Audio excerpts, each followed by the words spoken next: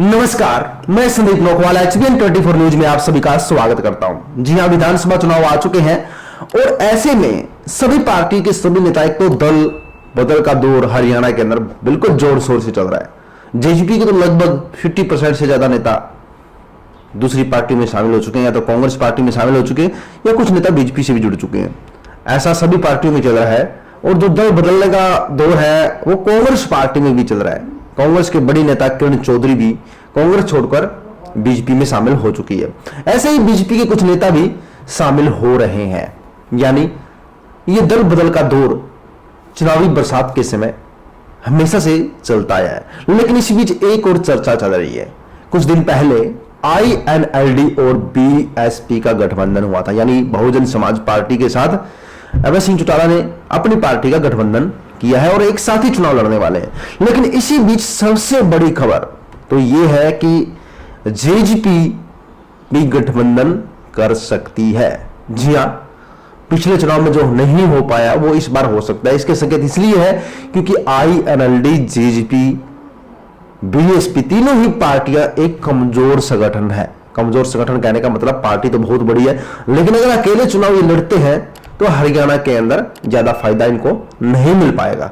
इसलिए किसी समझौते के तौर पर INLD, BSP तो पहले से ही समझौता कर चुके हैं, अब जेजेपी भी इस समझौते में शामिल हो सकती है। इसकी बातचीत चल रही है, सूत्रों के हवाले से हमें खबर मिली है। ये तीनों पार्टियां एक साथ मैदान में उतर सकती है।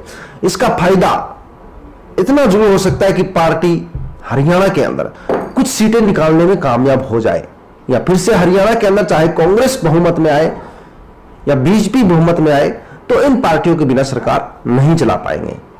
और मेरा हिसाब तो यह मानना है कि शायद बहुमत के आंकड़े भी पार ना कर पाए, बीजेपी हो चाहे कांग्रेस हो। अगर ये तीनों पार्टियां एक साथ मिलकर चुनाव लड़ती हैं तो हरियाणा के अंदर 15 से 20 सीटें निकाल सकती है। INLD, BSP और जेजेपी अगर एक साथ मिलकर चुनाव लड़ती है तो 15 से 20 सीटें निकाल सकती है, और 15 से 20 सीटें निकालने के बाद यह गठबंधन एक किंग मेकर हरियाणा के अंदर बन चुका है। जिस प्रकार से 2019 चुनाव के अंदर जेजेपी 10 सीटें निकालकर किंग मेकर बन गई थी, उस टाइम लोगों का रुझान एकदम तरफ से दूसरे चौटाला की तरफ चला गया था। लेकिन अभी थोड़ा खुश नहीं है लोग, इसलिए पार्टी को गठबंधन के साथ लड़ने की जरूरत है। लोगों के मन के अंदर जो द्वेष है, लोगों के मन के अंदर जिस प्रकार की जो संशय है, उनको दूर करने की जरूरत है। और ऐसे में अगर गठबंधन के साथ चुनाव लड़ते हैं तो किंग मेकर की भूमिका यह गठबंधन निभा सकता है। मैं ये नहीं कहूंगा कि पूर्ण बहुमत यह गठबंधन जीत सकता है, लेकिन पूर्ण बहुमत से सरकार बनना तो काफी बड़ा मुश्किल है INLD, BSP और जेजेपी गठबंधन का, क्योंकि इन गठबंधन की कोई चर्चा नहीं चल रही है हरियाणा के अंदर। थोड़ा बहुत चर्चा चल रही है तो यहां पर इस गठबंधन होने के बाद बन सकती है या चुनाव के अंदर कुछ बदलाव आ सकता है। लेकिन फिलहाल अगर इंडिविजुअल देखा जाए तो इन पार्टियों का कोई जनाधार हरियाणा के अंदर नहीं है। INLD और जेजेपी तो क्षेत्रीय पार्टियां हैं और BSP राष्ट्रीय पार्टी है, लेकिन उसका भी कोई जनाधार नहीं है। लेकिन फिर भी अगर एक साथ मैदान में उतरते हैं तो बड़ा बदलाव हो सकता है। इसको लेकर आपको बताएंगे कि जो परिवार हमेशा से ध्रुव विरोधी रहा है, अभय सिंह चौटाला और अजय सिंह चौटाला, क्या एक साथ आ पाएंगे? बड़ा सवाल निकलकर सामने होता है। सूत्र तो यही कह रहे हैं कि राजनीति में कुछ भी संभव है।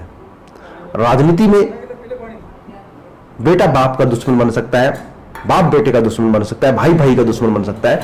तो राजनीति में राजनीति विरासत हासिल करने के लिए गठबंधन भी पॉसिबल है, ये गठबंधन भी हो सकता है। जनता क्या सोचती है, पब्लिक क्या सोचती है, अपने विचार जरूर कमेंट करें। बने रहिएगा HBN 24 न्यूज के साथ, लाइक एंड शेयर कीजिएगा। जय हिंद साथियों।